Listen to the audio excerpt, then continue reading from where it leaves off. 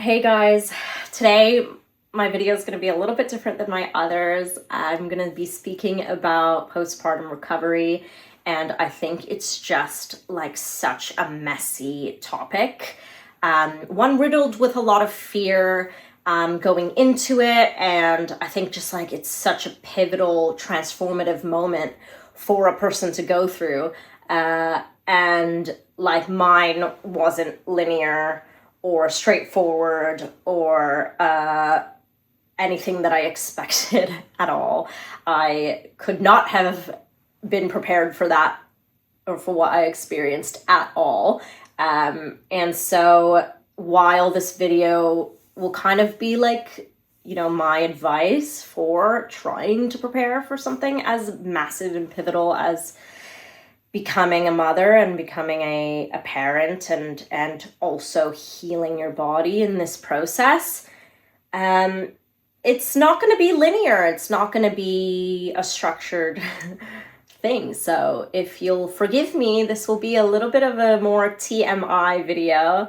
There will be talk of blood and pooping and mental health and all of the messy things that you do have to deal with when you're in that period.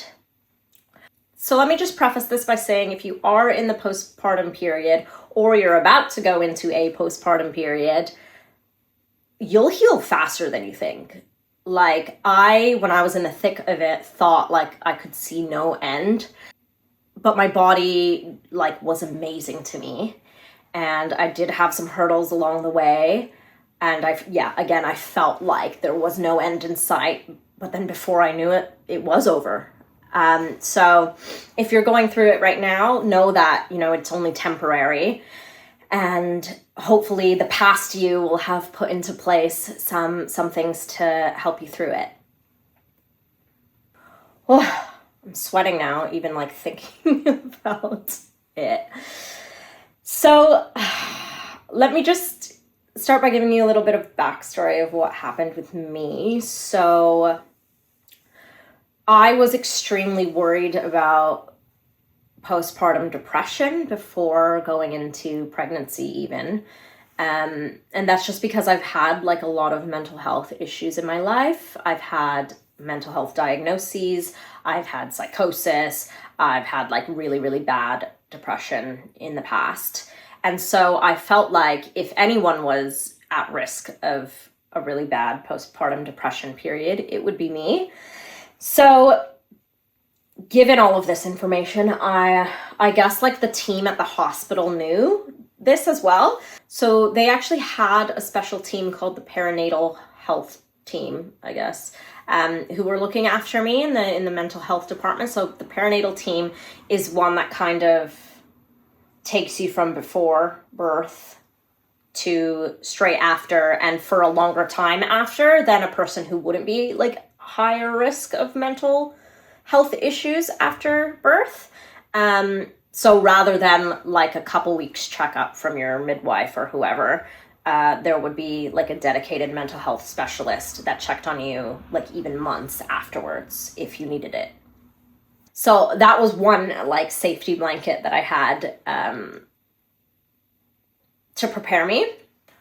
I also made sure to have a lot of mom friends around me. I have a couple of friends who were pregnant at the same time, one of which is literally a month ahead of me. So, and she also had a C-section. So she was she took me under her wing, straight after her own birth, to kind of give me a heads up about everything that was happening. I also have a friend who lives near me who would drop off meals during my postpartum period, would drop off things that she thought that I would need, literally an angel.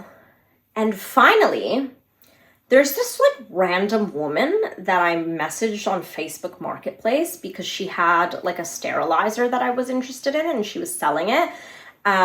But it seemed she was at the very tail end of her move and just really needed to get rid of all her newborn stuff. So she was kind of I have all of these pregnancy and new baby books. Do you want them? And I was like, yeah, sure. And she gave me not only the book, she gave me a bunch of newborn clothes. She gave me 2 sterilizers. She gave me a bottle warmer. Like, she gave me a lot of stuff that, like, I didn't even know I needed.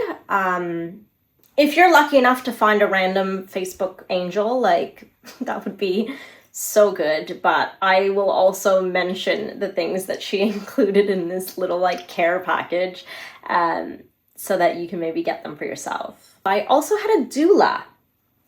She was not a postpartum doula.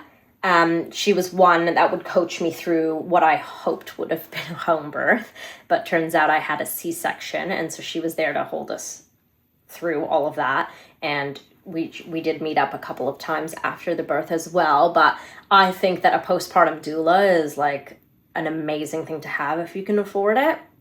I might have a postpartum doula and not like a normal doula next time. Because I'll bring to my final person my mother, who came and forced her way into my life. As soon as she found out I was pregnant, she called me and was like, right then, when's your due date? I'm going to book a flight to come and live with you. And I was like, what? We haven't lived together in like 10 years. Like, you're going to live with me? And she was like, you don't understand how hard it's going to be. I'm going to live with you for 4 months. And I was like, 4 months? I don't know if I could stand you for that long.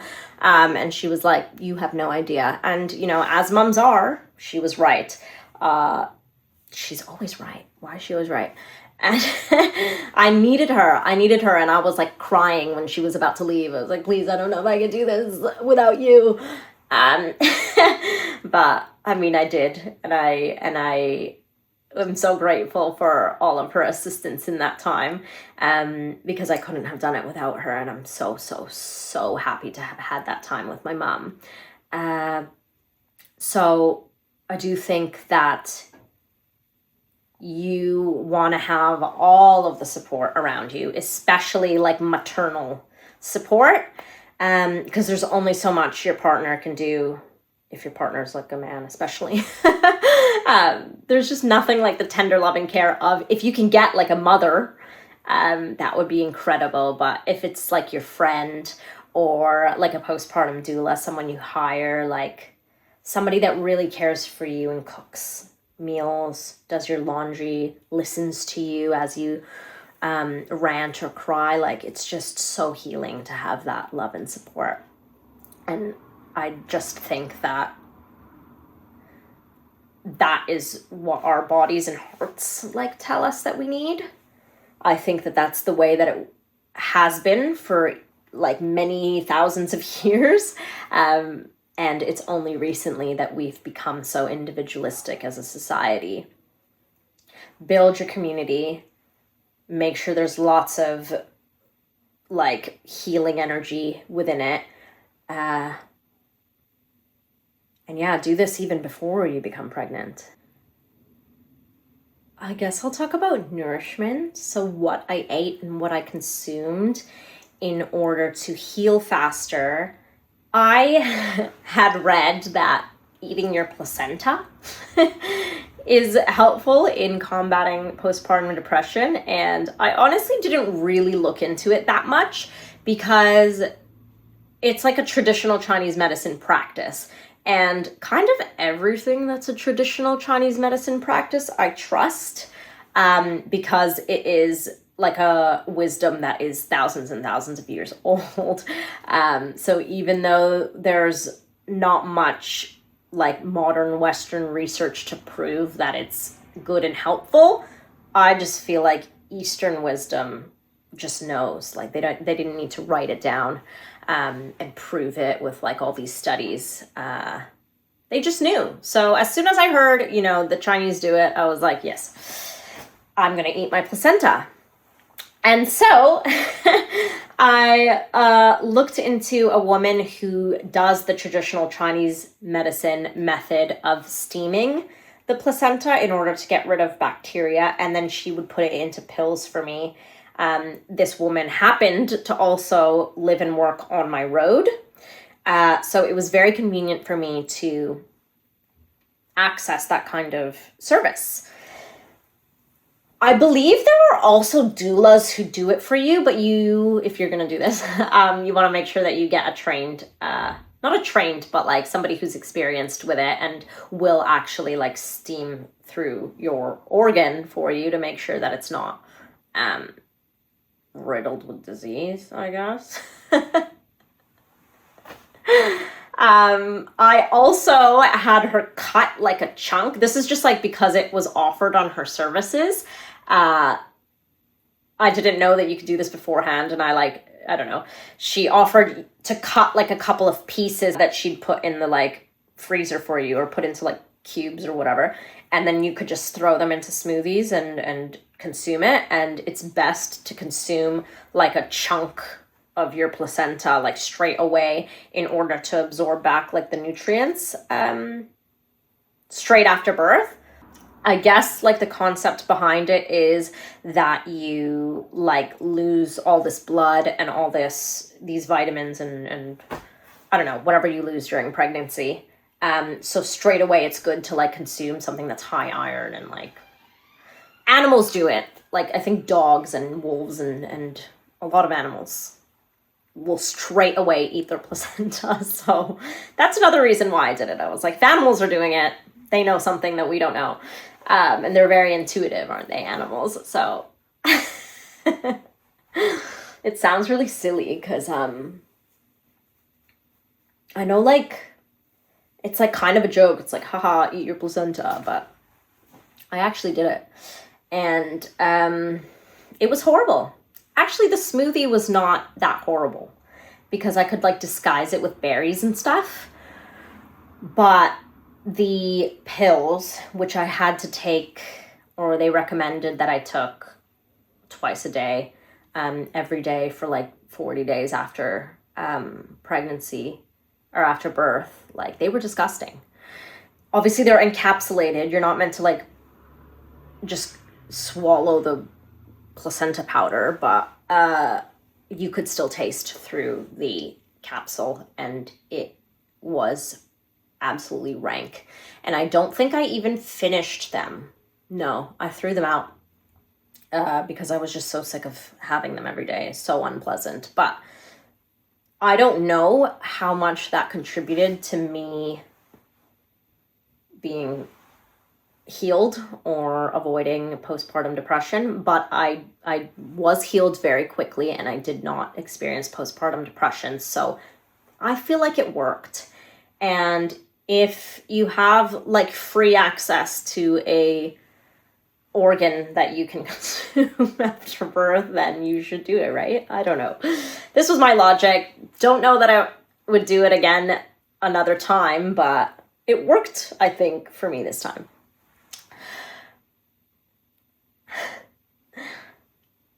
That brings me to my next kind of piece of advice, and it's like what you eat. And traditional Chinese medicine also says that you should eat only very warming foods for 40 days after birth. 40 days is the best amount of time to give your body to heal. They also recommend that you stay inside and like stay away from like external energies and whatnot. A book that I used that's all about this is called The First 40 Days Cookbook. I actually have it here. It's got all its little tabs for things that I liked to eat, but it's a recipe book based all around this. And they actually did have like a placenta smoothie recipe in here. So I used the one that's in here literally to eat my placenta. But they also have a sea recovery stew that I loved, and I'm sure it's good for like anyone, even someone who didn't have a C-section. It's so delicious. There's like a million components and they're all like vegetables and very nourishing, warming foods. So you're not meant to have anything cold to consume for 40 days. So even my smoothie was like room temp. This, like I felt like this was so essential. I tell all my friends who are pregnant now, get this book. And like when you're close to your due date, like do the recipes yourself and put them in the freezer so that you can have meals and not have to cook them in the future, and they're really nourishing. You don't end up doing like takeout because what you eat in the first 40 days is so important for healing. And yeah, I ate things out of here. My mom also cooked me things from my childhood. They were nostalgic, so they were like really cozy for me to have and made me really happy. But I'm sure also kind of followed the concepts in this. Yeah, that's a massive tip. Have food ready and prepared. If you have like a community of friends and other mothers, like please just ask them to make you stuff that you can stick in the freezer so that you have it ready.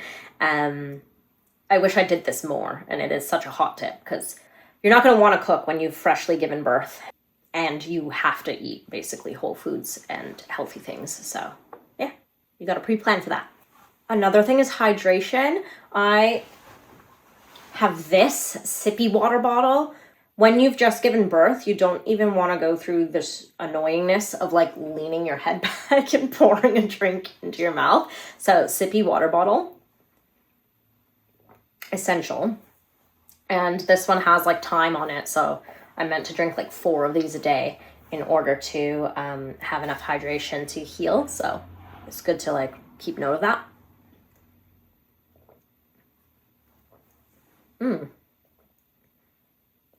Water is nice.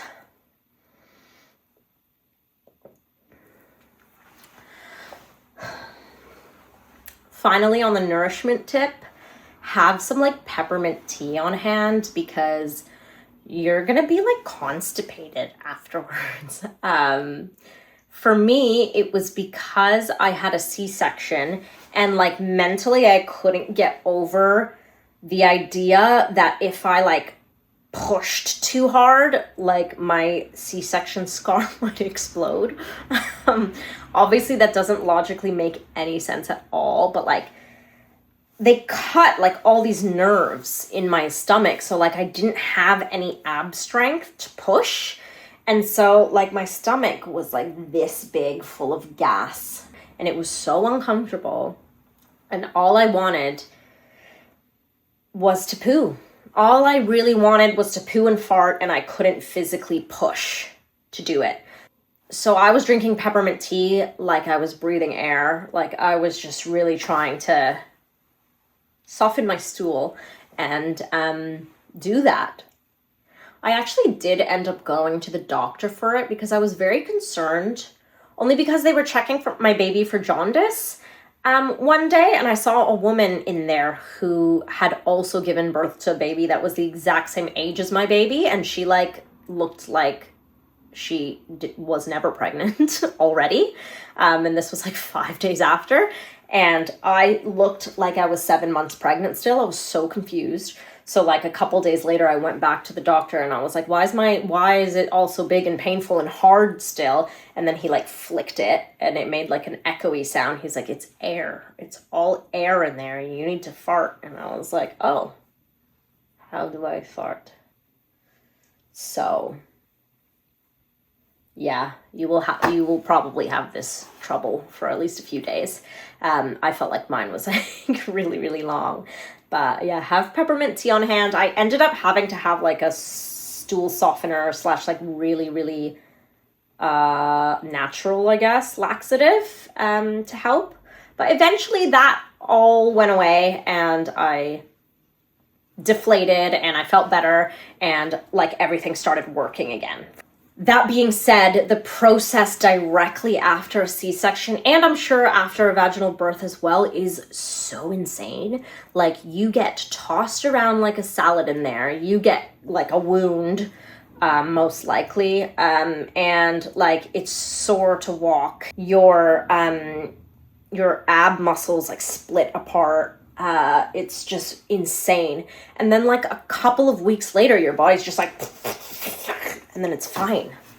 It's just amazing what the body can do. But as I said, like, you will get through it if you're going through it right now, and there is an end. That being said, self-care during this time is quite complicated because you can't feel anything. You can't really feel your body. It hurts to walk. It hurts to bend over. So you want to be able to still care for yourself in this time while taking plenty of rest. The confusing thing about the postpartum period is like they tell you to rest and not overexert yourself, especially if you had a C-section, but then they tell you to move because movement is good for healing. And so you're like, but how much do I move? I remember being in so much pain that the thought of like getting up and sitting in a car really stressed me out. Like I was like, that sounds so painful, that I instead walked home from the hospital after my birth. So one day after my C-section, my husband and I were like, please, I can't be in the hospital any longer. My induction took really long, so I was already in the hospital for 4 days, and then I had a C-section, and then they were like, you have to stay for like 4 more days. And I was like, I literally can't. Like, I need to leave now. So I got discharged a day after my C-section, and I walked home because I thought that crouching down and sitting in a car would be more painful than walking. It took me forever to get home, but I did it. I would not recommend that at all. But yeah, self-care important. I do think like sitting down, resting is important. Having lounge clothes is important. I remember I didn't have enough like loose waistband stuff, big sweaters. I didn't have any of that. And so I remember just like bawling, crying one day because I didn't know how to dress myself. And that's another thing that you will experience if you're going into a postpartum period, is just like crying randomly about random stuff. Like you will cry that your baby is so beautiful. You will cry that your clothes don't fit. You'll cry that like, I don't know, there's dishes in the sink. Like you'll literally just cry. And this also ends. And now I can look back on it and laugh. I literally cried because I only had one set of clothes that fit over my fart baby. For self-care, I also really recommend having disposable underwear, as well as like giant pads, because you will leak down there. And you don't want to worry about cleaning it all up. It's just a messy game. You want to just throw it straight in the garbage. On that same note, I also had doggy wet pads that I put under my bed sheets and also on my sofa if I was sitting on it, because it's just an easy way to free bleed all over the place and not have to worry about like it soaking into your sofa or mattress. My friend who had the C-section ahead of me sent me one of these. This is a Peri wash. It's basically like a squeezy bottle that you fill with water and you can wash down there without having to like reach down and bend down. So that was really helpful because you'll have a really bloody in between legs area that you can't reach because it's too painful. And so that was amazing. But you know what would also work is just like a normal squeeze water bottle. For C-section healing specifically, this is something I didn't know was a thing at all, but I had like a postpartum doula who came just once to massage me, bring me like a C-section wrap. So she brought me both, one that is like linen or maybe cotton, and it comes in a huge roll, and then you like wrap it around manually. And then also followed that with one that was like kind of like a corset, like it was just like a piece that you it had like hook and eye closures all the way down like a corset, one that went on top of everything. For a few days I wore both of them, but eventually I found it was like too annoying to wrap the first one around every day, and I stuck to only the corsety one. So get at least one of those. It helped me to it's such a strange feeling to have a C-section because again, like they cut through your nerves. So it like feels like you don't have a midsection and you can't feel it. You can't sit up from your bed. You can't like, there's like no midsection there. You feel like a floating torso. But the C-section wrap helped me like zip it all up and like kind of feel more stable in my movement. So that was amazing for me. I loved the one that you could just hook an eye closure because I could put it on myself. And again, yeah, it gave me like structure back into my body. It helped, I think, close my, what's it called when when your abs split in half? It helped me close that seam faster, I believe. On that note, when you do feel able, and as soon as you feel able, a C-section scar massage was really good. Because what they do is stitch like each individual layer. So I think they stitch close your uterus, and then they stitch close like some muscle, and then they stitch close your skin or something like that. But all of those pieces could get stuck to one another. So I think the concept of doing a massage is to like make sure that they heal separately. And so like doing little zigzags across or little circles really, really gently at first until you can handle a little bit more of pressure. That was really good and really helpful for me as well. And finally, I want to talk about breastfeeding, because I did decide to breastfeed. The breastfeeding hurdle in postpartum is just it is such a challenge on top of all of the other things that you have to think about and do. Breastfeeding, it is painful straight away as your baby is learning how to do it and as you're learning how to do it. And so there's a phase where you get really sore, and there are tools to help with that. This is something I didn't know existed, but my friend lent me hers because she had had a baby like a year before me. And she was like, you might need all these booby things, like take all these booby things. And I was like, great. Thank you for the booby things. She gave me these like silver cups that they're like nipple shields. And like silver is like a very hygienic material. And I don't know how they work, but you basically nurse, and then every time you're not nursing, you put the nipple shield on underneath your nursing bra, and then you take them off and your nipples are magically healed faster than if you didn't have them.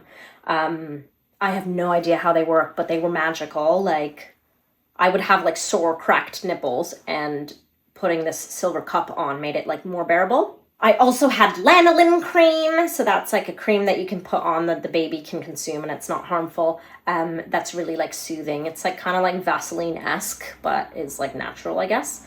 And I think everybody will tell you this, but a really good, comfortable nursing bra with no wire is really, really important. I have this one, which is by Seraphine, which is like specifically for nursing mothers. It's essentially, it looks like that, but then it has like these clip-off pieces, and then your boob is through there.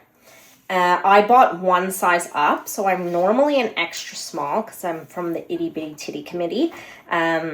So I went one size up to small, but I regret it. I wish I went 2 sizes up to medium, because this is now still too small for me.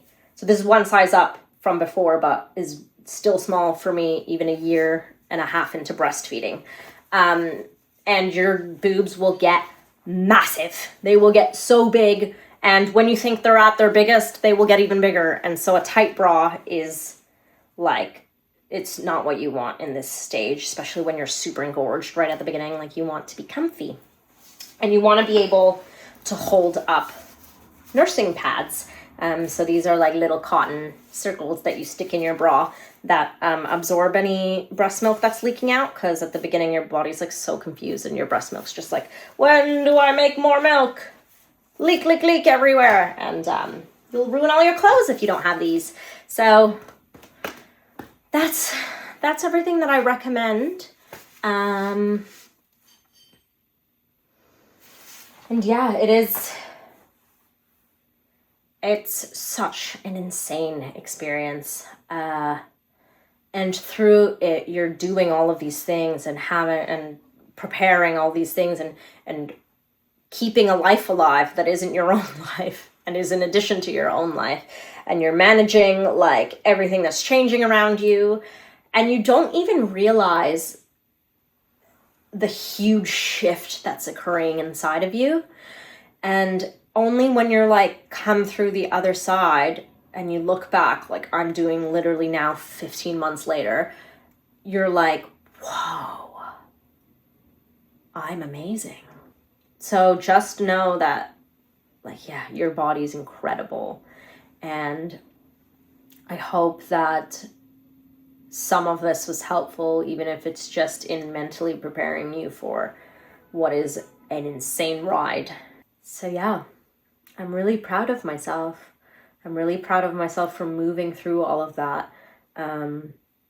Sometimes not very gracefully, but I got through it, and I, like, some of the things that I most massively feared, like, didn't even happen. So to the younger me, I, like, look back and I'm like, just cross the bridge if and when it comes, because some of this isn't even worth panicking about right now. And yeah, looking back, I wouldn't have done it any different. But next time I have all of the tools, and I'm going to continue to refine all of the tools for all of my subsequent births. So I hope that any part of that was helpful to you. And thank you so much for listening, and have a lovely birth.